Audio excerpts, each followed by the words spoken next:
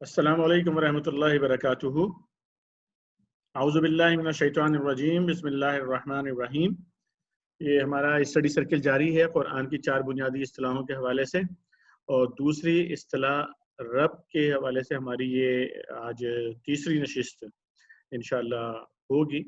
और इसमें जो हमारा बकिया मुतालिया है वो करेंगे पहले, उसके बाद फिर इंशाअल्लाह इस पर हम हासिल मुतालिया का और तबादला ख्याल का इंशाअल्लाह आगाज़ करेंगे। तो मुतालिया करने के लिए मैं, अगर हामिद कयूम भाई आप पढ़ सकेंगे। अस्सलाम वालेकुम जी, मैं पढ़ सकूंगा बिल्कुल। वालेकुम अस्सलाम रहमतुल्लाहि व बरकातुहू। जी, यहाँ से कुरान की दावत जो है ना, यहाँ से स्टार्ट करना है। औज़ु बिल्लाहि मिनश शैतानिर रजीम, बिस्मिल्लाहिर रहमानिर रहीम। कुरान की दावत। गुमराह कौमों की तख़य्युलात की ये तहकीक जो पिछले सफ़हात में की गई है, इस हकीकत को बिल्कुल बेनकाब कर देती है कि कदीम तरीन ज़माना से लेकर ज़माना नज़ूल कुरान तक जितनी कौमों का ज़िक्र कुरान ने ज़ालिम, फासिदुल अक़ीदा और बदराह होने की हैसियत से किया है, इनमें से कोई भी खुदा की हस्ती की मुनकिर न थी, न किसी को अल्लाह के मुतलकन रब और इलाह होने से इनकार था।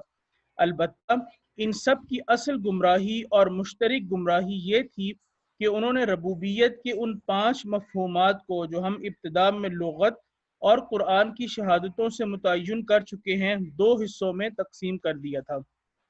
रब का ये मफ़हूम कि वो फ़ौक़ुल फ़ितरी तौर पर मखलूक़ात की परवरिश, खबरगिरी, हाजत रवाई और निगहबानी का कफ़ील होता है, उनकी निगाह में एक अलग नौइयत रखता था, और इस मफ़हूम के एतबार से वो अगरचे रब आला तो अल्लाह ही को मानते थे, मगर उसके साथ फरिश्तों और देवताओं को, जिन्नों को, गैर मरई क़ुव्वतों को, सितारों और सैयारों को, अम्बिया और औलिया और रूहानी पेशवाओं को भी रबूबियत में शरीक ठहराते थे। और रब का ये मफ़हूम कि वो अम्र नहीं का मुख्तार, इक़्तिदार आला का मालिक, हदायत और रहनुमाई का मंबा, कानून का माखिज़, ममलिकत का रईस और इज्तिमा का मरकज़ होता है, उनके नज़दीक बिल्कुल ही एक दूसरी हैसियत रखता था। और इस मफ़हूम के एतबार से वो या तो अल्लाह की बजाय सिर्फ इंसानों को ही रब मानते थे, या नज़रिए की हद तक अल्लाह को रब मानने के बाद अमलन इंसानों की अखलाकी व तमद्दुनी और सियासी रबूबियत के आगे सरे इताअत खम किए देते थे।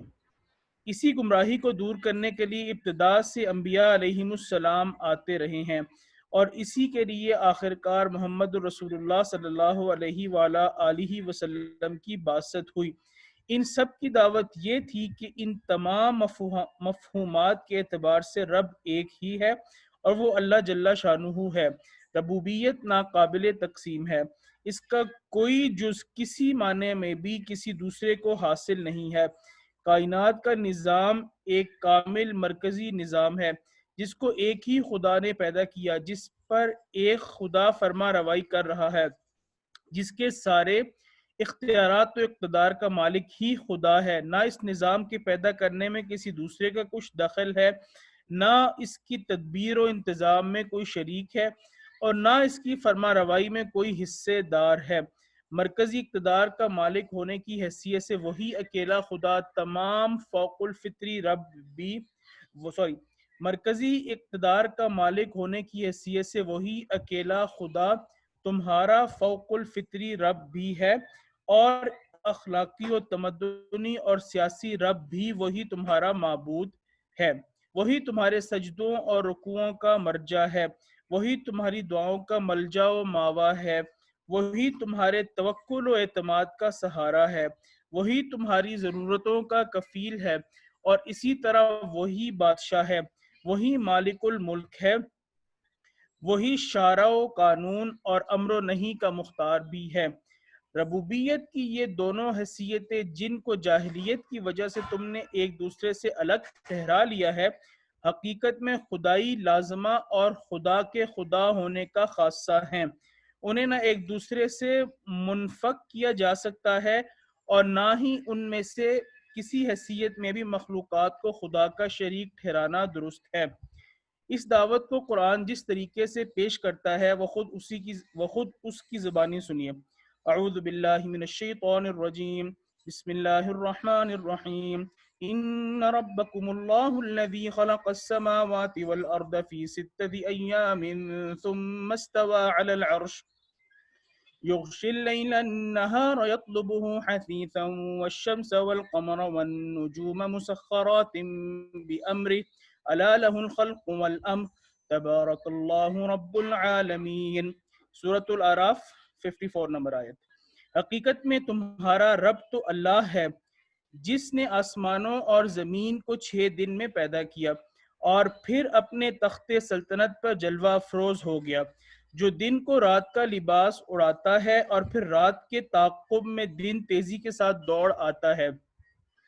سورج اور چاند اور تارے سب کے سب جس کے تابع فرما ہیں۔ سنو، خلق اسی کی ہے اور فرما روائی بھی اسی کی، بڑا بابرکت ہے وہ کائنات کا رب۔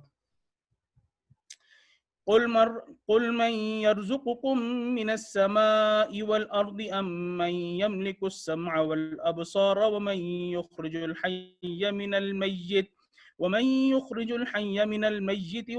الميت من الحي ومن يدبر الأمر فسيقولون الله فقل أفلا تتقون فذلكم الله ربكم الحق فماذا بعد الحق إلا الضلال فَأَنَّا تُصْرَفُونَ۔ سورۃ یونس آیت 31 سے 33۔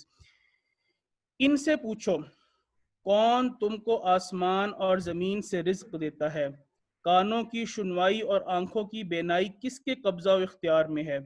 کون ہے جو بے جان کو جاندار میں سے اور جاندار کو بے جان میں سے نکالتا ہے؟ اور کون اس کارگاہ عالم کا انتظام چلا رہا ہے؟ وہ ضرور کہیں گے کہ اللہ۔ کہو پھر تم ڈرتے نہیں ہو؟ جب یہ سارے کام اسی کے ہیں تو تمہارا حقیقی رب اللہ ہی ہے۔ حقیقت کے بعد گمراہی کے سوا اور کیا رہ جاتا ہے؟ آخر کہاں سے تم کو یہ ٹھوکر لگتی ہے کہ حقیقت سے پھرے جاتے ہو؟ خلق السماوات والأرض بالحق يكور الليل على النهار ويكور النهار على الليل وسخر الشمس والقمر كل يجري لأجل مسمى ذلكم الله ربكم له الملك لا إله إلا هو فأنا تصرفون۔ سورۃ زمر آیت 5 اور 6۔ اس نے آسمانوں اور زمین کو برحق پیدا کیا ہے، رات کو دن پر اور دن کو رات پر وہی لپیٹتا ہے۔ چاند اور سورج کو اسی نے ایسے ضابطہ کا پابند بنایا ہے کہ ہر ایک اپنے مقررہ وقت تک چلے جا رہا ہے، یعنی اللہ تمہارا رب ہے، بادشاہی اسی کی ہے، اس کے سوا تمہارا کوئی معبود نہیں۔ آخر یہ تم کہاں سے ٹھوکر کھا کر پھرے جاتے ہو؟ اللہ الذی جعل لکم اللیل لتسکنوا فیہ والنہار مبصرا ذالکم اللہ ربکم خالق کل شیء لا الہ الا ہو فأنا تؤفکون۔ اللہ الذی جعل لکم الارض قرارا والسماء بناء وصورکم فأحسن صورکم ورزقکم من الطیبات ذالکم اللہ ربکم فتبارک اللہ رب العالمین هو الحی لا الہ الا هو فادعوه مخلصین له الدین۔ سورۃ المومن آیت 61، 62، 64 اور 65۔ اللہ جس نے تمہارے لیے رات بنائی کہ اس میں تم سکون حاصل کرو اور دن کو روشن کیا، وہی تمہارا اللہ تمہارا رب ہے، ہر چیز کا خالق، کوئی اور معبود اس کے سوا نہیں۔ پھر یہ کہاں سے دھوکہ کھا کر تم بھٹک جاتے ہو؟ اللہ جس نے تمہارے لیے زمین کو جائے قرار بنایا اور آسمان کی چھت تم پر چھائی، تمہاری صورتیں بنائی اور خوب ہی صورتیں بنائی اور تمہاری غذا کے لیے پاکیزہ چیزیں مہیا کی، وہی اللہ تمہارا رب ہے، بڑا بابرکت ہے وہ کائنات کا رب۔ وہی زندہ ہے، کوئی اور معبود اس کے سوا نہیں، اسی کو تم پکارو اپنے دین کو اس کے لیے خالص کر کے۔ واللہ خلقکم من تراب یولج اللیل فی النہار ویولج النہار فی اللیل وسخر الشمس والقمر كل يجري لأجل مسمى ذلكم الله ربكم له الملك والذين تدعون من دونه ما يملكون من قطمير إن تدعوهم لا يسمعوا دعاءكم ولو سمعوا ما استجابوا لكم ويوم القيامة يكفرون بشرككم. سورۃ فاتر آیت 11، 13 اور 14. اللہ نے تم کو مٹی سے پیدا کیا، وہ رات کو دن میں پرو دیتا ہے اور دن کو رات میں. اس نے چاند اور سورج کو ایسے ضابطے کا پابند بنایا ہے کہ ہر ایک اپنے مقررہ وقت تک چلے جا رہا ہے. یہی اللہ تمہارا رب ہے، بادشاہی اسی کی ہے. اس کے سوا جن دوسری ہستیوں کو تم پکارتے ہو ان کے ہاتھ میں ایک ذرے کا بھی اختیار نہیں ہے. تم پکارو تو وہ تمہاری پکارے نہیں سن سکتے، اور سن بھی لیں تو تمہاری درخواست کا جواب دینا ان کے بس میں نہیں. تم جو انہیں شریک خدا بناتے ہو اس کی تردید وہ خود قیامت کے دن کر دیں گے. وَلَهُ مَن فِي السَّمَاوَاتِ وَالْأَرْضِ كُلٌّ لَهُ قَانِتُونَ ضَرَبَ لَكُم مَّثَلًا مِّنْ أَنفُسِكُمْ هَل لَّكُم مِّمَّا مَلَكَتْ أَيْمَانُكُم مِّن شُرَكَاءَ فيما رزقناكم فأنتم فيه سواء تخافونهم كخيفتكم أنفسكم كذلك نفصل الآيات لقوم يعقلون بل اتبع الذين ظلموا أهواءهم بغير علم فأقم وجهك للدين حنيفا فطرة الله التي فطر الناس عليها لا تبديل لخلق الله ذلك الدين القيم ولكن اکثر الناس لا يعلمون. سورۃ روم آیت 26 سے 30. آسمانوں کے رہنے والے ہوں یا زمین کے، سب اس کے تابع فرما ہیں. اللہ خود تمہاری اپنی ذات سے ایک مثال تمہارے سامنے بیان کرتا ہے. کیا تمہارے غلاموں میں سے کوئی ان چیزوں کی ملکیت میں تمہارا شریک ہوتا ہے جو ہم نے تمہیں بخشی ہیں؟ کیا ان چیزوں کے اختیارات و تصرفات میں تم اور تمہارے غلام مساوی ہوتے ہیں؟ کیا تم ان سے اس لیے ڈرتے ہو جس طرح اپنے برابر والوں سے ڈرا کرتے ہو؟ جو لوگ عقل سے کام لینے والے ہیں ان کے لیے تو ہم حقیقت تک پہنچا دینے والی دلیلیں اس طرح کھول کر بیان کر دیتے ہیں، مگر ظالم لوگ علم کے بغیر اپنے بے بنیاد خیالات کے پیچھے چلے جا رہے ہیں. لہٰذا تم بالکل یکسو ہو کر حقیقی دین کے راستے پر اپنے آپ کو ثابت قدم کر دو. اللہ کی فطرت پر قائم ہو جاؤ جس پر اس نے سب انسانوں کو پیدا کیا ہے. اللہ کی خلقت کو بدلا نہ جائے، یہی ٹھیک سیدھا طریقہ ہے، مگر اکثر لوگ نہیں جانتے. وما قدر اللہ حق قدره والأرض جميعا قبضته يوم القيامة والسماوات مطويات بيمينه سبحانه وتعالى عما يشركون. سورۃ الزمر آیت 67. ان لوگوں نے اللہ کی عظمت و کبریائی کا اندازہ جیسا کہ کرنا چاہیے تھا نہیں کیا. قیامت کے روز یہ دیکھیں گے کہ زمین پوری کی پوری اس کی مٹھی میں ہے اور آسمان اس کے ہاتھ میں سمٹے ہوئے ہے. اس کی ذات منزہ اور بالا تر ہے اس سے کہ کوئی اس کا شریک ہو، جیسا کہ یہ لوگ قرار دے رہے ہیں.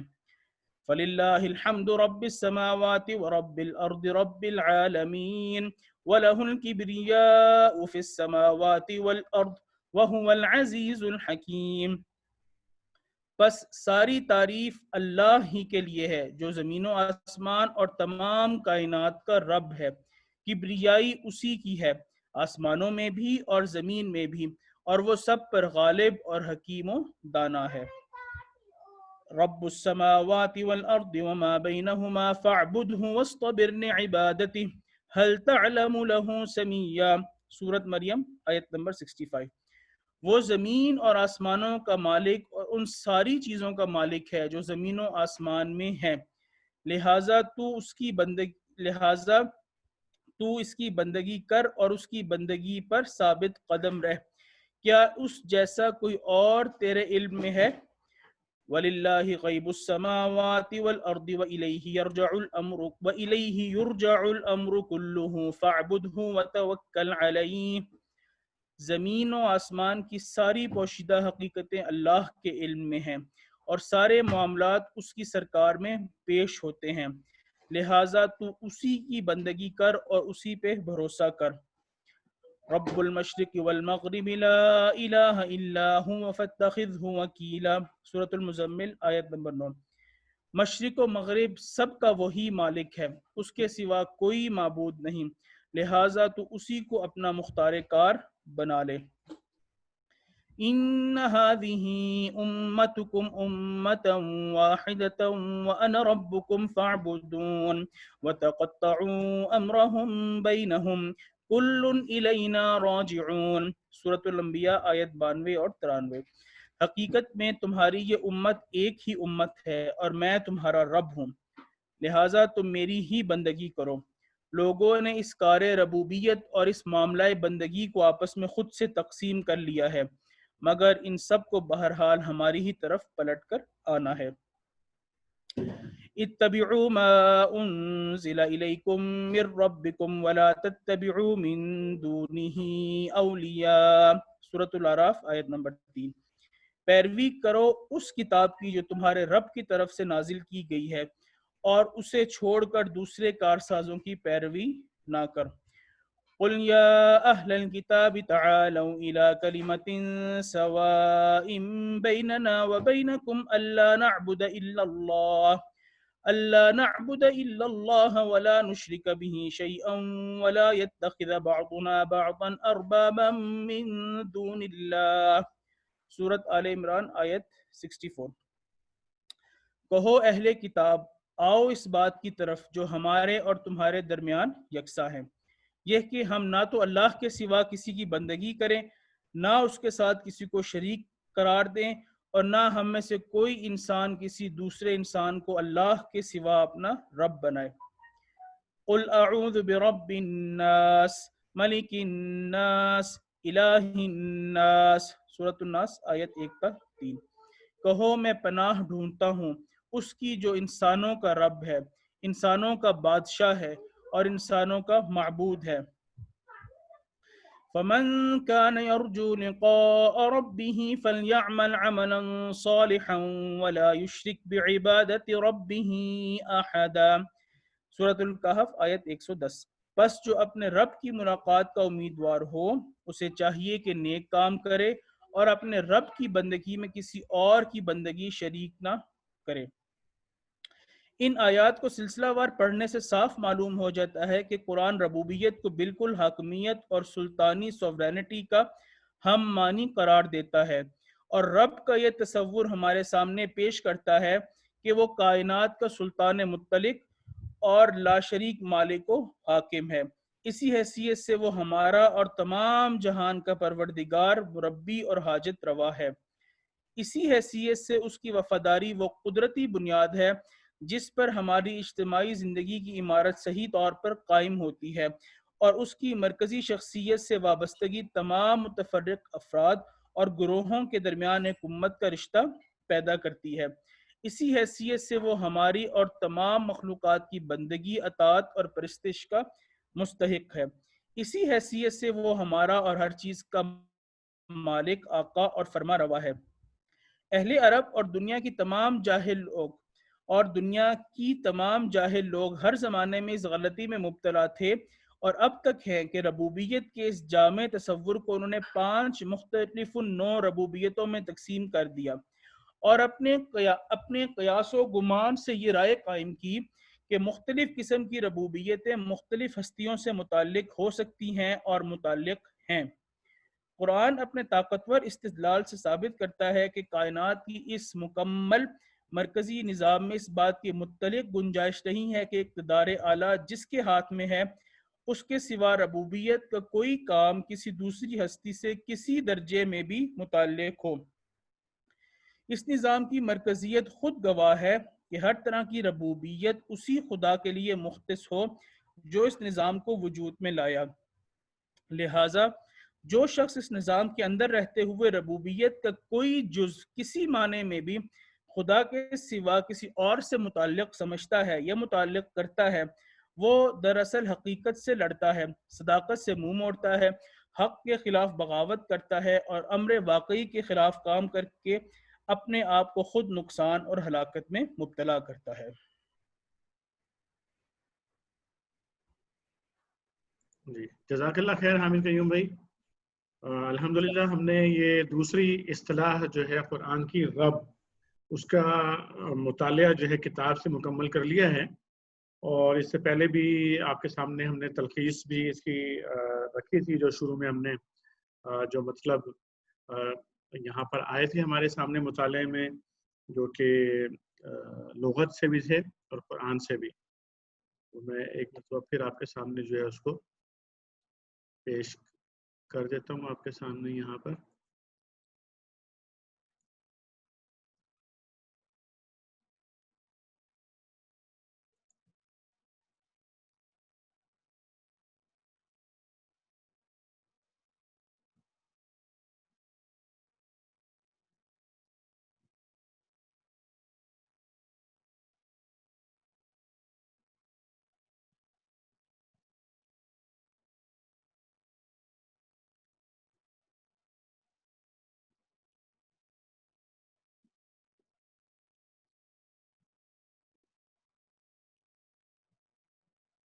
یہ وہ آ گئے ہیں پانچوں معنی، جس کا پورا ڈسکشن جو چل رہا تھا، وہ پانچوں یہاں پہ آ گئے ہیں مطالب اس کے۔ اب ہم جو ہے نا اس کو فلور کو اوپن کر رہے ہیں، اور جو بھی حاصل مطالعہ ہے بھائیوں کی، جو بھی انڈرسٹینڈنگ ہے، وہ اب آپ بیان کر سکتے ہیں اور سوال کر سکتے ہیں۔ کوئی اشکالات ہیں تو ان کو آپ ریز کر سکتے ہیں ابھی۔ اگر آپ یہ سمجھتے ہیں کہ آپ نے پورا اچھے طریقے سے انڈرسٹینڈ کر لیا ہے تو اس کے باوجود آپ اس کو بیان کیجئے، اور اگر آپ سمجھتے ہیں کہ نہیں بھی کیا ہے تب بھی جتنا کچھ آپ کی ایک انڈرسٹینڈنگ اس سے بنی ہے، تو اگر آپ اس کو یہاں پر پیش کریں اپنے الفاظ میں تو وہ بہت اچھا ہوگا انشاءاللہ۔ ہینڈ ریز کر کے بھی بات کر سکتے ہیں اور ویسے بھی بات شروع کر سکتے ہیں۔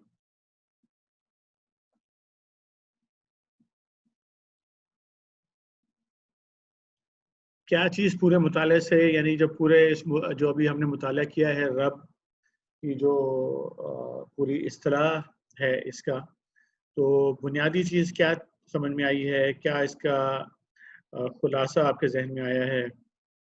کوئی بھی بھائی اپنے الفاظ میں بیان کر دیں، ضروری نہیں ہے کہ وہ مطلب بالکل پرفیکٹ آپ اس کو بیان کریں، جو کچھ بھی آپ کے انڈرسٹینڈنگ بنی ہے، نہیں بھی بنی تو بھی بیان کریں، کیونکہ میں نے جیسے پہلے میں کئی دفعہ کہہ چکا ہوں کہ اس کتاب کو خیر اتنا مشکل بھی نہیں ہے، لیکن یہ ہے کہ اب آپ نے مطالعہ کر لیا تو آپ کو اندازہ ہوا ہوگا کہ اتنا مشکل بھی نہیں ہے مطلب اس کو پڑھنا اور اس کا مطالعہ کرنا، لیکن چونکہ جس انداز میں ایک ریسرچ پیپر کے انداز میں لکھی گئی ہے، تو لوگ اسٹارٹ کر کے جو عمومی طور پر ہمارا کتابیں پڑھنے کا ایک مزاج ہوتا ہے، کیونکہ اس مزاج سے تھوڑی سی ہٹ کے ہے، تو اس لیے بعض اوقات اس میں تھوڑی مشکل پیش آتی ہے، ورنہ کوئی ایسی مشکل بھی نہیں ہے اس کے اندر۔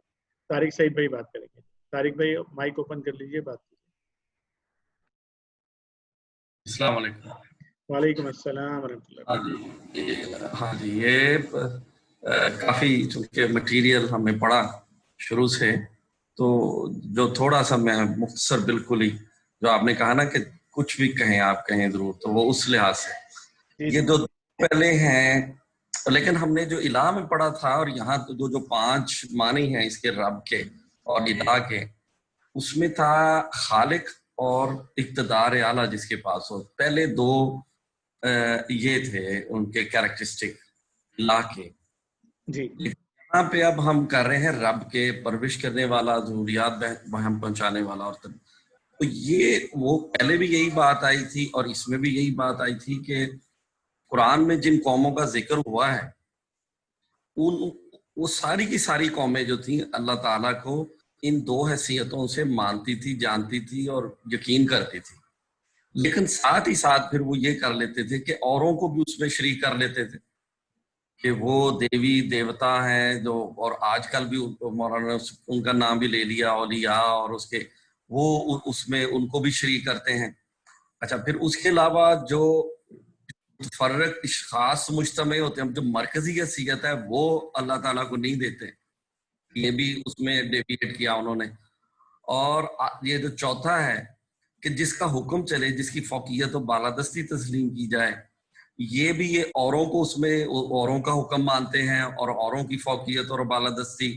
یہ ہمارے جتنے مسلمان ملکوں میں اس وقت آپ دیکھ لیں جو قانون چل رہا ہے, جو معاملات ہو رہے ہیں, وہ انسان کے اپنے قانون کے تحت ہو رہے ہیں, اور جس کو تصرف کے اختیارات ہوں, اور جو فیصلہ ہے وہ بھی اللہ کا اور الہ کا اور رب کا ہی وہ نافذ ہونا چاہیے, وہ نہیں ہے. تو ایسے لگتا ہے کہ ہم بھی غیر شعوری طور پہ انہی قوموں کے ساتھ جا کے کھڑے ہو جاتے ہیں جن کا قرآن ذکر کر رہا ہے.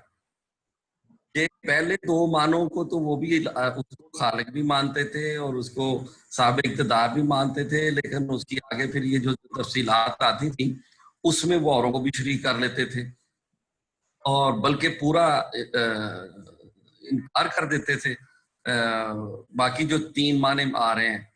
تو ہم بھی جا کے لگتا ہے کہ جیسے ہم انہی کے ساتھ کھڑے ہیں غیر شعوری طور پہ, اپنی جو ہماری جو اس وقت جو ہم معاملات جس طریقے سے کر رہے ہیں. جزاک اللہ خیر طارق بھائی.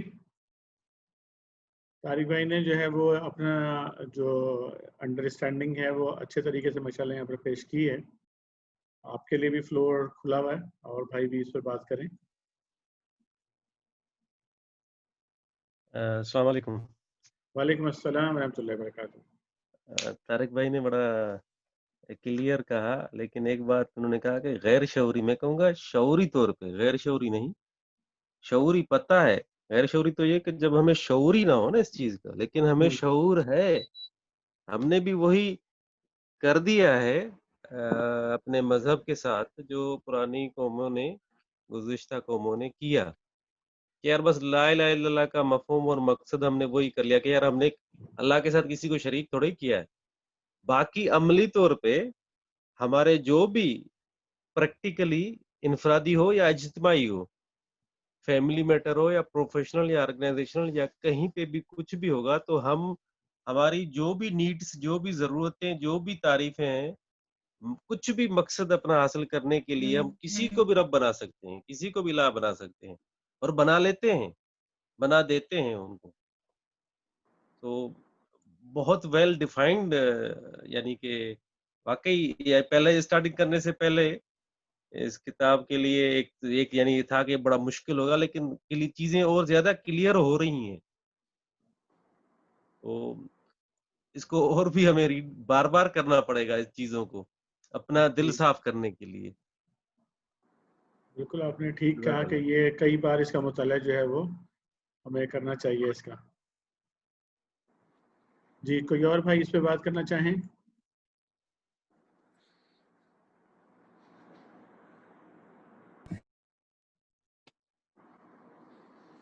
مولانا نے تین چیزیں جو ہیں وہ بتائی ہیں جس میں ہم جو ہے وہ ڈیویٹ کرتے ہیں. اس میں انہوں نے تین ٹرمینالوجی استعمال کی ہے, ایک تمدن ہے, ایک معاشرت ہے, اور ثقافت ہے. پھر جو ہم اپنی مرضی خود کرتے ہیں, پھر وہ الہ اور وہ ایک جو تصور ہے اس سے مکمل روح گردانی کرتے ہیں. اور ان تینوں ٹرمینالوجی کے جتنے معاملات ہیں اس سے ہم نے الہ اور رب کو الگ کیا ہوا ہے.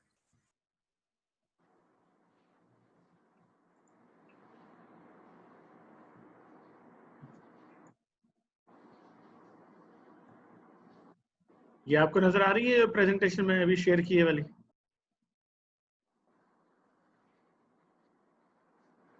جی ابھی آ رہی ہے. اس میں نے وہ پانچوں جو نکات ہیں وہ نکال دی ہیں, اور آخری جو پیراگراف تھا وہ اس میں نے کر دیا ہے. یہاں پر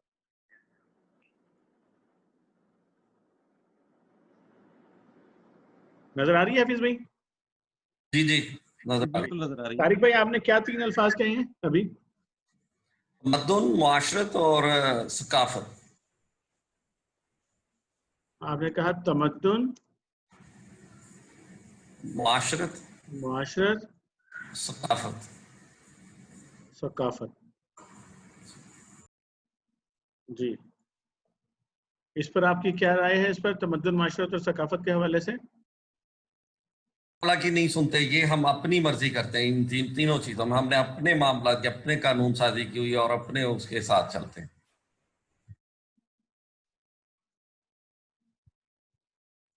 جی کوئی اور بھائی اس موضوع پہ بات کریں گے؟ یعنی کہ وہ جو ہمارا جو سلسلہ ہے چل رہا ہے، شادی بیاہ ہو یا کوئی بھی موقع ہو، تو ہم اس کو یار یہ تو چل رہا ہے، یعنی بس نکاح پڑھنے کے بعد باقی جو رسومات چل رہی ہیں، چلتی آ رہی ہیں، اس کو ہم نے کنٹینیو کیا ہے، اس کو ڈسکنیکٹ نہیں کیا. اور معاشرتی طور پہ اور معاشی طور پہ ایون ہم نے وہی سسٹم، وہی انٹرسٹ سود والا، وہ کسی نہ کسی شکل میں ایون، یعنی وہ جو بات تھی نا کہ لا شعوری یا غیر دانستہ، نہیں، دانستہ طور پہ، شعوری طور پہ سب پتہ ہے ہمیں کہ یہ معاشی سسٹم اس اپوزیشن ہے اسلام کے، لیکن ہم پھر بھی اس کو یار کیا کریں یار، وہ بھی دیکھنا پڑتا ہے نا، ایسے تھوڑی چلے گا. اچھا، پورے کے پورے ہم دین میں داخل نہیں ہونا چاہتے شاید. آپ نے کہا چاہتے نہیں ہیں، شریک ہونا چاہتے نہیں ہیں. ڈیفینیٹلی ہم شاید نہیں چاہتے، اگر چاہتے ہوتے تو ہمیں پتہ ہے اس چیز کا کہ یہ کلیئر اسلام کلیئر ہم سے ڈیمانڈ کر رہا ہے کہ پورے کے پورے داخل ہو جاؤ نا. یہ کیا بات ہوئی؟ کچھ چیزیں لیتے ہو، کچھ چیزیں چھوڑ دیتے ہو اپنے مقصد، اپنے مفہوم مطلب کے حساب سے. صحیح. جی کوئی اور بھائی بات کرنا چاہیں؟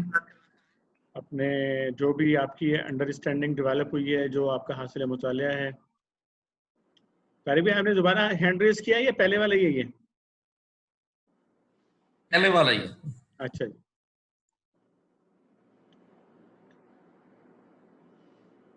جی خالد بھائی آپ کچھ کہیں گے؟ السلام علیکم. جی وعلیکم السلام ورحمۃ اللہ وبرکاتہ. جناب اس سلسلے میں ایک بات میرے ذہن میں آ رہی تھی جی کہ یہ اللہ تعالیٰ رب ہے ہمارا پالنے والا. جی اصل میں کچھ لینا اور دینا، یہ دونوں چیزیں جو ہے نا، ہم سمجھتے ہیں کہ کسی نے میرا نقصان کر دیا یا فلان شخص میرا فائدہ کر دے گا. جی یہ بالکل غلط ہے. اور اصل چیز جو ہے، ہر چیز زندگی متسورہ کہف میں آپ دیکھیں کہ کشتی میں سوراخ ہو گیا، ایک بچہ جو وہ قتل کر دیا گیا، ایک دیوار بنا دی گئی. اگر اسی کو ہم اپنی بنیاد بنا لیں نا زندگی میں، تو یہ گیون کہ ہر چیز جو ہے نا بالکل ہمارے ذہن سے جو ہے نا محو ہو جائے گی، اور صرف ہمارا جو دھیان ہے نا وہ ذات باری تعالیٰ کی طرف ہو جائے گا. میں یہ کہنا چاہ رہا تھا. ٹھیک، جزاک اللہ. جی کوئی اور بھائی؟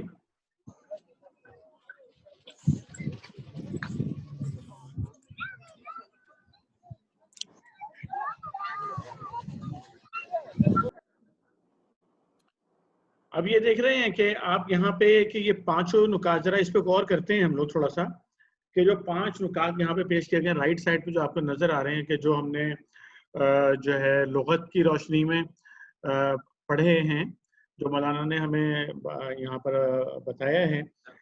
لغت کے اعتبار سے رب کے یہ 5 معنی ہوتے ہیں، یعنی پرورش کرنے والا، ضروریات پہنچانے والا، تربیت اور نشوونما دینے والا، کفیل، خبر گیری کرنے والا، دیکھ بھال اور اصلاح حال کا ذمہ دار.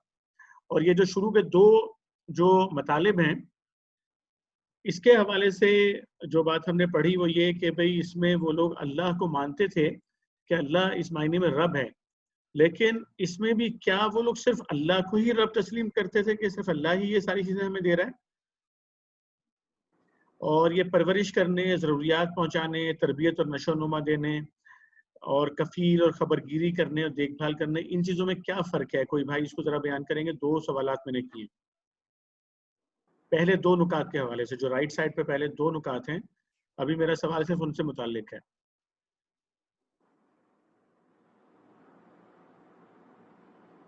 پہلا سوال یہ ہے کہ کیا دونوں نکات جو یہاں پر دیے گئے ہیں، کیا اس میں جو اہل جاہلیت تھے جتنے بھی، چاہے وہ قوم عاد ہو، سمود ہو، قوم حضرت لوط ہو، یا جو ہے وہ جاہلین مکہ ہوں، تو جو لوگ بھی جس زمانے میں جہالت کا ثبوت دیتے رہے ہیں، تو وہ لوگ، ہم نے یہ پڑھا کہ اللہ کو ان معنوں میں رب تسلیم کرتے تھے. لیکن کیا وہ صرف اللہ کو ہی رب تسلیم کرتے تھے ان معنوں میں، یا کسی اور کو بھی اللہ کا جو ہے نا وہ اس میں شریک جو ہے وہ قرار دیتے تھے؟ یہ پہلا سوال ہے اس کا۔ جی جی، اوروں کو بھی وہ شریک قرار دیتے تھے، دیوتی دیوتائیں جو دیویاں جو تھیں ان کی بت پھر ان کے گئے، تو اللہ تعالیٰ کو ماننے کے علاوہ یہی دو پرورش کرنے والا اور کفیل اور خبرگیر ان پہ بھی یقین کرتے تھے، لیکن ساتھ ہی ساتھ وہ اوروں کو بھی اس میں شریک کرتے تھے۔ مثلاً اگر اور اس کے علاوہ ایک تو دیوی دیوتا ہو گئے، اور اگر آج کی دنیا سے بھی اگر ہم مثالیں لیں، آج کی دنیا میں بھی ظاہر ہے کہ وہ سارے کانسیپٹس موجود ہیں اور مختلف قوموں نے ان کو اختیار کر رکھا ہے، اور مسلمانوں کے اندر بھی وہ کانسیپٹس موجود ہیں۔ یعنی چلیں پھر اس کو ایسا کرتے ہیں کہ دوسرا سوال میں پہلے لے آتا ہوں کہ پرورش کرنے، ضروریات پہنچانے، تربیت اور نشو و نما دینے، یہ ایک نقطہ ہے۔ کفیل، خبرگیری، دیکھ بھال اور اصلاح حال کا ذمہ دار ہونا، یہ دوسرا نقطہ ہے۔ ان دونوں کو ذرا ڈیفائن کریں کہ یہ دونوں چیزیں مطلب ہماری جو انسانی جو ضروریات ہوتی ہیں اور تربیت اور نشو میں کس طرح کی یہ ضروریات ہیں ہماری، اور یہ مطلب اس میں اس کی مثالیں دے کے ذرا اس کو واضح کریں کہ کیا چیزیں ہیں۔ پرورش کرنے والا تو جو رزق دینے والا ہے، جو ہمارا کھانے پینے کی ضروریات، ہماری نشو اپ برنگنگ کے لیے جو چیزیں درکار ہیں وہ پہنچانے والا، پھر آگے ضروریات کو ہم پہنچانے والا، وہ کئی طرح کی ضروریات ہیں کہ مجھے آگے جو زیادہ تر تو مال اور اولاد ہے جس میں انسان جو ہے وہ آگے اس کو ضروریات پڑتی ہیں، پھر اس کا کپڑے اس کو چاہیے موسم کے لیے، پھر اس کو ایک چھت چھپانے کے لیے ایک شیلٹر چاہیے، یہ چیزیں چاہیے، اور اس کے علاوہ اس کی آگے نسل چلنا چاہیے، وہ بھی وہ اس کی ضروریات میں آ جاتا ہے، اور یہ اسی میں یہ تربیت اور نشو و نما آ جاتی ہے کہ وہ جو ہم کہہ رہے ہیں کہ اپبرنگنگ ہوگی، اس کی نشو و نما ہوگی، ان معنوں میں ہے۔ کفیل بھی تقریباً، کفیل تو ہم چونکہ سعودی عرب میں رہتے ہیں تو ہمیں کافی واقفیت ہے اس لفظ سے کہ وہ تقریباً ہماری ہر چیز کا ذمہ دار ہوتا ہے، جو ہمارے جو معاملات ہیں ہم اسی کے اوپر ڈیپینڈ کر رہے ہوتے ہیں، تو اس لحاظ سے اللہ پاک ہمارے کفیل ہیں، وہ ہماری کفالت کرتے ہیں۔ کفیل کا لفظ شاید اس کا میں سمجھ نہیں آ رہا کہ یہ کس کہاں سے یہ نکلا، یہ منبع کیا ہے اس کا۔ اور خبر گیرا جو ہے وہ بھی وہی ہے کہ ہمیں جو ہماری جو آرزویں ہوں گی، ہماری جو ضروریات ہوں گی، خواہش ہوں گی، وہ ہماری مشکلات جو ہیں اس میں خبر گیری کرے گا، ہمارے معاملات کی دیکھ بھال کرے گا، اور جو ہمارے مسائل ہوں گے، پرابلمز ہوں گے، اس کی اصلاح کرے، اصلاح کا ذمہ دار ہوگا، اصلاح حال کا ذمہ دار، کہ ہمارے جو حالات میں جو ہمیں مسائل آ گئے، جو پرابلمز آ گئے، جو مصیبتیں آ گئیں، اس کی بھی وہ اصلاح کا ذمہ دار ہے۔ اچھا، اس کو میں اور آسان بناتا ہوں باقی بھائیوں کے جواب دینے کے لیے، کہ ابھی آپ دیکھتے ہیں کہ ہماری سوسائٹی میں دو بڑی بیماریاں نظر آتی ہیں۔ ایک بیماری ہمیں نظر آتی ہے مزاروں کی، اور وہ یہ ہوتی ہے کہ بھئی لوگ جو ہے ایک بڑے پیمانے پہ، آپ کو قدم قدم پہ پورے پاکستان کے اندر آپ گھومیں گے، کراچی سے لے کے پنجاب تک، شاید کے پی کے میں تھوڑا کم ہے، لیکن یہ کہ پنجاب، سندھ اور بلوچستان یہاں پر، یا کشمیر میں، ان جگہوں پہ آپ کو قدم قدم پہ آپ کو جو ہے وہ مزارات نظر آئیں گے۔ صاحب مزار کے حوالے سے میری بات نہیں ہے۔ اچھا، ایک تو یہ کہ لوگ وہاں پہ جاتے ہیں بڑے پیمانے پہ، اور وہاں پہ جا کے عموماً لوگ کیا منتیں، مرادیں یا دعائیں کرنے کے لیے ان مزاروں پہ جاتے ہیں؟ Question number 1۔ اور نمبر 2 یہ کہ آپ دیکھتے ہیں کہ پاکستان میں اگر آپ ریل میں سفر کریں یا شہروں میں بس میں سفر کریں، ویسے بھی کریں تو آپ کراچی سے اسٹارٹ ہوں اور جو ہے آپ پشاور تک جائیں ٹرین میں بیٹھ کے، آپ کو دونوں طرف جو ہے نا وہ بڑے بڑے ایڈ، اشتہار لکھے ہوئے نظر آتے ہیں جادوگروں کے، فلانا عامل، فلانا جادوگر، فلانا یہ، فلانا وہ، فلانا یہ، اور جی بنگال کا جادو اور فلانے کا جادو، اور آپ کی فلاں فلاں فلاں فلاں فلاں چیزیں جو ہے نا وہ میں مطلب آپ کو پرووائڈ کر سکتا ہوں یا جو ہے وہ آپ کو اس سے بچا سکتا ہوں. میں وہ ابھی بتا نہیں رہا آپ کو. تو یہ دو چیزیں مطلب کہ جس میں لوگ مزاروں پہ جاتے ہیں اور جس میں لوگ جادوگروں یا عملیات کرنے والوں کے پاس جاتے ہیں, تو وہ کیا چیزیں لینے کے لیے جاتے ہیں ان کے پاس عام طور پر؟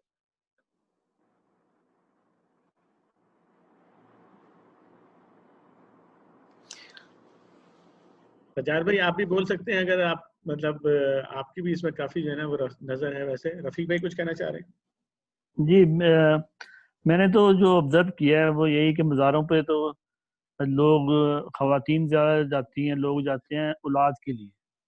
جو بے اولاد ہیں جو ادھر جا کے منتیں مانگتے ہیں اگر ان کی اولاد ہو جائے, جو کہ پیورلی ہمیں جیسا کہ ہم پڑھ رہے ہیں اللہ تعالیٰ جیسا قرآن میں بھی آتا ہے, اللہ تعالیٰ جو ہے جس کو چاہے بیٹا دے, جس کو چاہے بیٹی دے, جس کو چاہے دونوں دے اور جس کو چاہے نہ دے.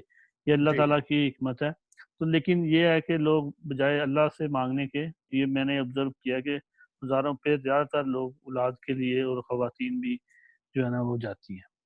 تو جو عمل بیٹھے ہوتے ہیں سڑکوں پہ جادوگر وغیرہ, وہ مسکنسیپشن ہے لوگوں کی کہ اگر فرض کریں اللہ تعالیٰ کی طرف سے کوئی کاروبار میں تھوڑا گھاٹا آ گیا ہے, کاروبار نہیں چل رہا, روزگار کے مسائل ہیں, یا گھر میں ناچاکی ہے, کوئی لڑائی ہو رہی ہے, تو بجائے اس کے اس وجہ دیکھنی چاہیے, اس کو طریقے سالو کرنا چاہیے, وہ ان عاملوں کے پاس جادو ڈھونڈنے کے لیے لوگ جاتے ہیں.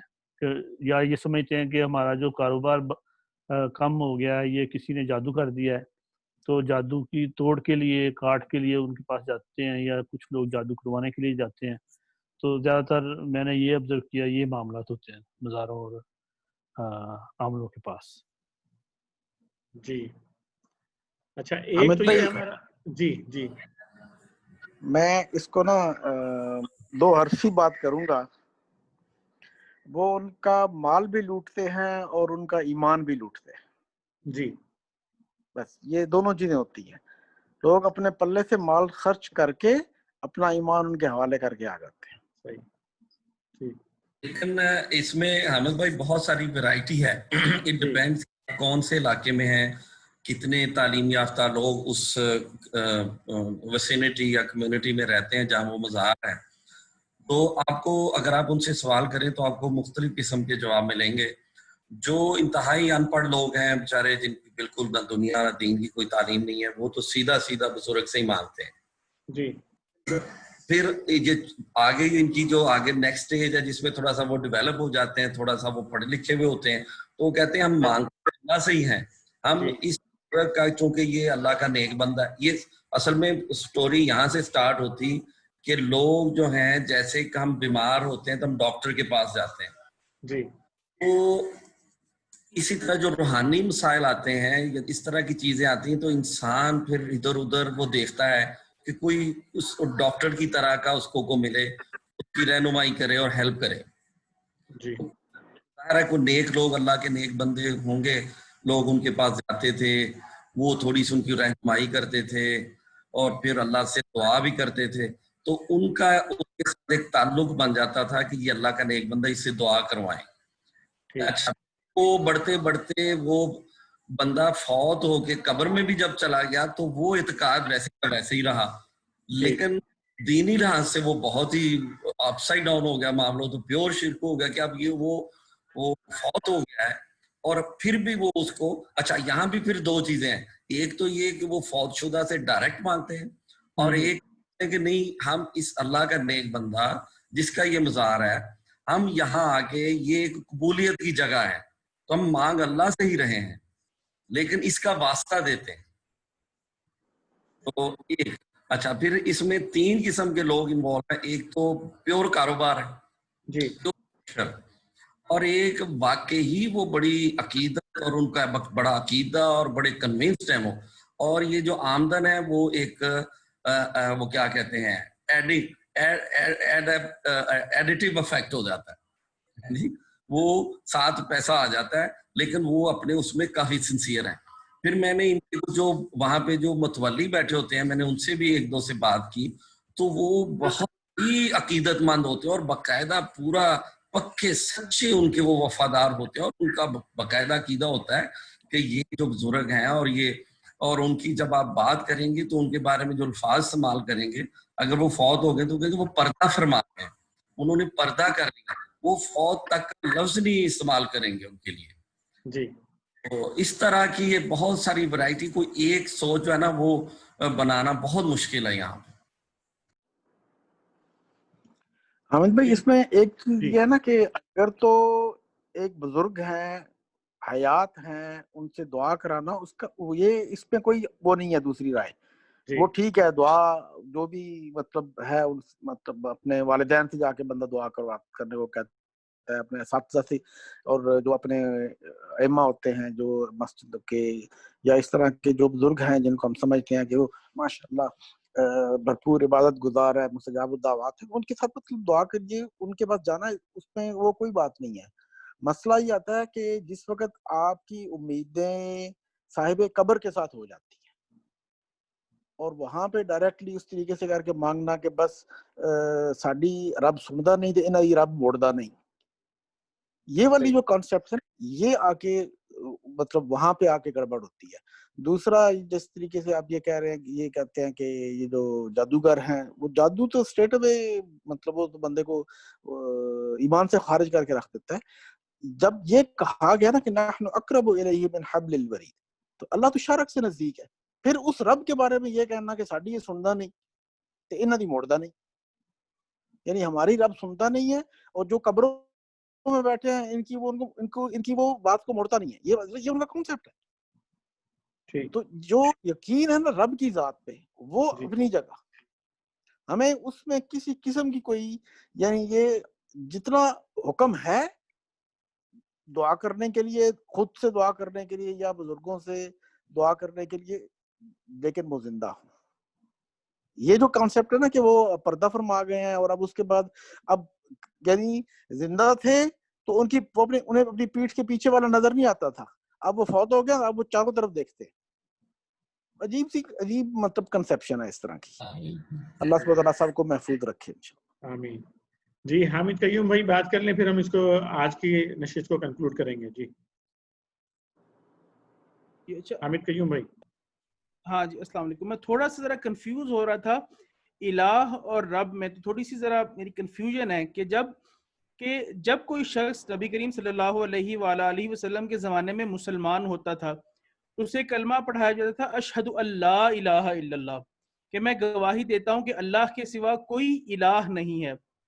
اچھا، اب تو اس کا مطلب یہ ہے کہ اس کے ذہن میں ساری کانسیپٹ تھا، جب ہم اس میں رب کی تعریف پڑھ رہے ہیں تو اہل عرب میں یہ تھا کہ وہ اللہ کو یعنی کہ خالق تو مانتے تھے، جب وہ اللہ کو خالق مانتے تھے، اللہ کو سورج چاند ستاروں کا مالک، ان کا پیدا کرنے والا مانتے تھے، تو تھوڑا سا اب یہ گڈ مڈ ہو رہا ہے کہ پھر رب میں کیا فرق ہوا، کیونکہ الہ کی تعریف میں بھی ہم یہی کہہ رہے تھے، اگر ہم نے پہلے پڑھا ہے کہ الہ میں وہ اس کے بعد حاجت روا ہے، مشکل کشا ہے، پناہ دہندہ ہے، امداد و اعانت کرتا ہے، یہ الہ کی ہم جو ڈیفینیشن پڑھ رہے تھے۔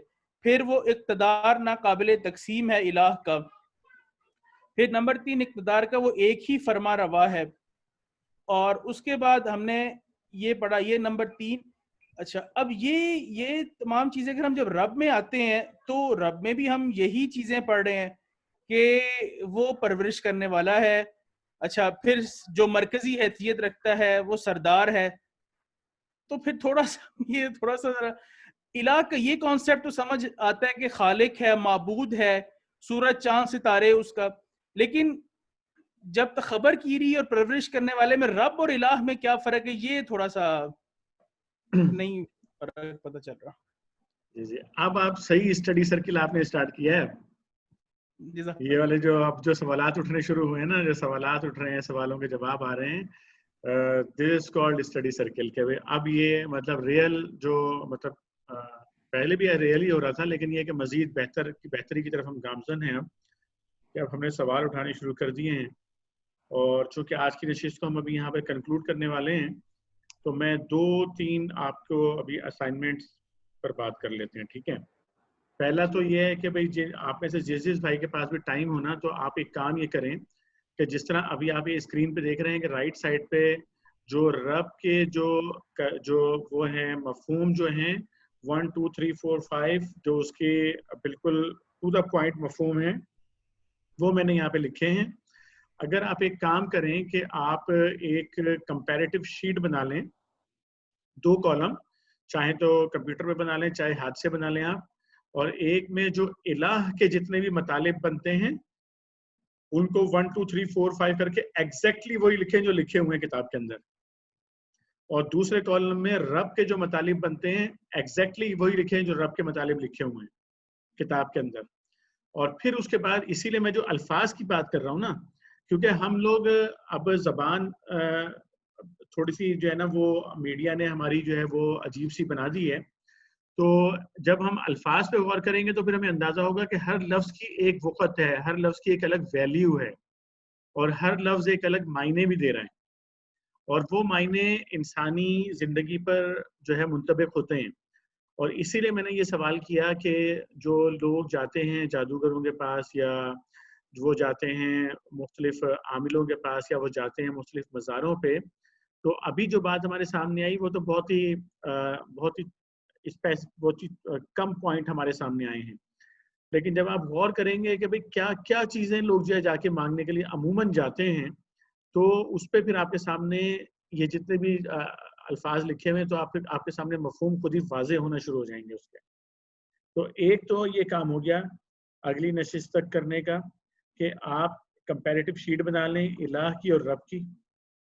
دوسرا یہ کہ جو یہ رب کے جو پہلا اور دوسرا جو نقطہ ہے اس میں جو الفاظ استعمال ہوئے ہیں ان الفاظ پہ غور کر کے اس کو ادر وے اراؤنڈ غور کریں. مطلب ابھی جو ہم نے بات کی وہ یہ تھی کہ بھائی لوگ مزار پہ جاتے ہیں تو وہ غلط ہے, یا وہ ان سے مانگتے ہیں تو غلط ہے, وہ تو غلط ہے, لیکن ابھی ہم اینالائز یہ کر رہے ہیں کہ وہ کیا کیا مانگنے جاتے ہیں ان سے, صاحب مزار سے, اور جو وہ ان سے مانگنے جاتے ہیں وہ اس کا مطلب ہے کہ وہ اگر وہ ان سے اپنی پرورش کے لیے کوئی چیز مانگنے جا رہے ہیں, اپنی ضرورت کے لیے کوئی چیز, مثلا پرورش کا مطلب میں تھوڑا سا آسان کر دیتا ہوں سوچنے کے لیے, کہ مثلا یہ کہ آپ کہتے ہیں بھائی میرا بچہ جو ہے نا وہ جو ہے وہ اس کو کوئی پرابلم ہے, ایسی بیماری ہے بچے کو کہ بھائی وہ جو ہے اس کا قد بڑا نہیں ہو رہا, یا بچہ جو ہے نا وہ کسی خاص بیماری کا شکار ہو گیا ہے, تو آپ اس کو لے کے مزار پہ چل پڑتے ہیں, اور پھر آپ جا کے کہتے ہیں بھائی یہ میں اس کے لیے دعا کرانے آیا ہوں اپنے بچے کے لیے, یہاں پر اگر یہ دعا ہو جائے گی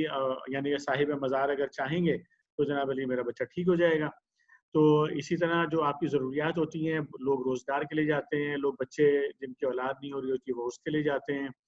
تو یہ میں نے صرف آپ کو ہنٹ ابھی دی ہیں کہ بھئی یہ مختلف چیزیں ہوتی ہیں. اسی طرح اگر آپ جادوگروں کے پاس جاتے ہیں تو وہ آپ کے کیا کیا چیزیں ہوتی ہیں, بھئی مجھے پروٹیکشن چاہیے, کسی نے میرے اوپر جادو کر دیا تو اب مجھے پروٹیکشن چاہیے, تو میں پروٹیکشن کے لیے ایک اور جادوگر کے پاس جاؤں گا.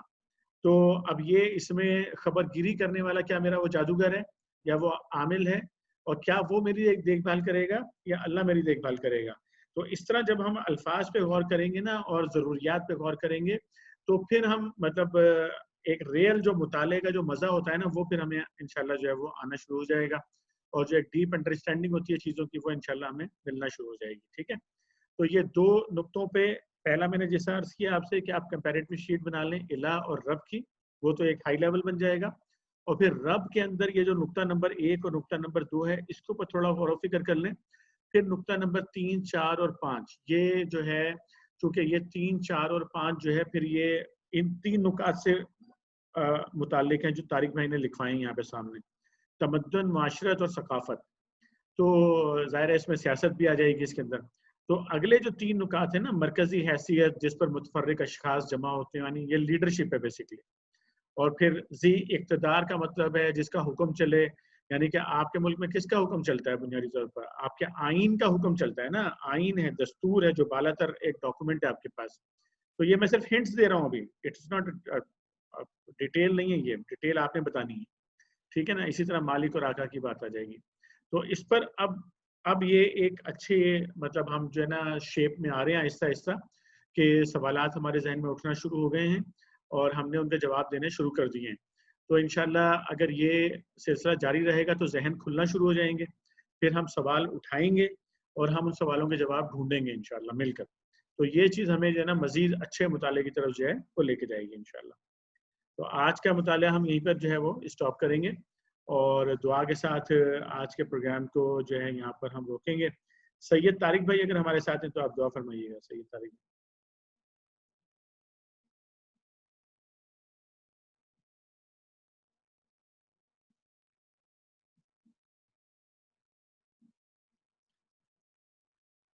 سید طارق بھائی آپ ہیں ہمارے ساتھ؟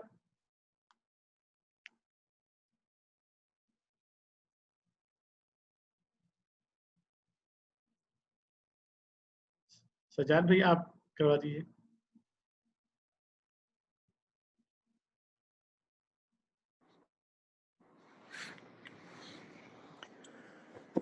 الحمد لله رب العالمين والصلاة والسلام على سيد الأنبياء والمرسلين وعلى آله وصحبه أجمعين. ربنا آتنا في الدنيا حسنة وفي الآخرة حسنة وقنا عذاب النار. ربنا لا تزغ قلوبنا بعد إذ هديتنا وهب لنا من لدنك رحمة إنك أنت الوهاب. ربنا اغفر لنا ولإخواننا الذين سبقونا بالإيمان ولا تجعل في قلوبنا غلا للذين آمنوا ربنا إنك رؤوف رحيم. لا إله إلا أنت سبحانك إنا كنا من الظالمين. اللهم إنك عفو كريم تحب العفو فاعف عنا يا غفور يا غفور يا غفور. اللهم آت نفسنا تقواها وزكها أنت خير من زكاها أنت وليها ومولاها. رب اجعلنا لك ذكارا لك شكارا لك رحابا لك مطواعا لك مطيعا إليك مخبتا إليك أواها منيبا. آمين. سبحان ربك رب العزة عما يصفون وسلام على المرسلين والحمد لله رب العالمين. جزاكم الله. آمین. جزاک اللہ خیر جناب.